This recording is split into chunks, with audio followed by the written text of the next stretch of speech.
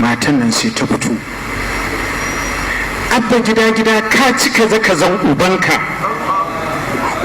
yayi kaza yayi kaza yayi kaza, wallahi ba za mu baka gwamnan jihar Kano ba, banza mai bakin jini.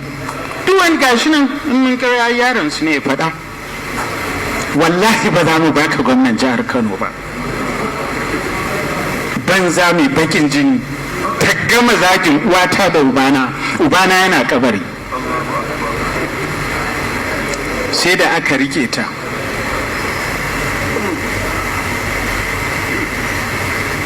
Aka maida ta, ta ga yaronsa PA ɗinsa gashi, ni ban je da kowa ba, PA ɗinsa ya zo muna jiran jirgi yana ɗaukan hoto. Ta ce wannan uban wane ne yake wannan abu, ku doke su.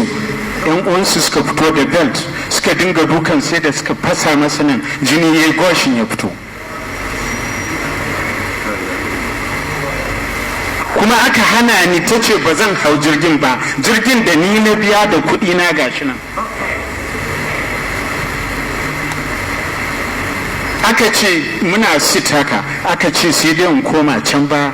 Na ce ikon Allah, matar mai rike da kujerar mulki, ba mai rike da kujerar mulki ba. Daga ƙarshe dai aka zo aka ce ba zan hau jirgin ba. Da na dage ne kuma sai na hau jirgi, sai waɗannan mutanen nasu aka je aka ɗauko su suka tare ni suka ce za mu tafi da kai ofis. Na ce to ku kawo an kwaku samun, sannan zan tabbatar da cewa kun yi arrestin dina mu tafi ofis. Amma a cikinku malamai aka samu wani wanda bai taba tunkarata ba, bai ji nawa bashin din ba, bai ji me ya faru ba, ya shiga gidan rediyo ya dinga tsine min albarka. Ba ni da mutunci,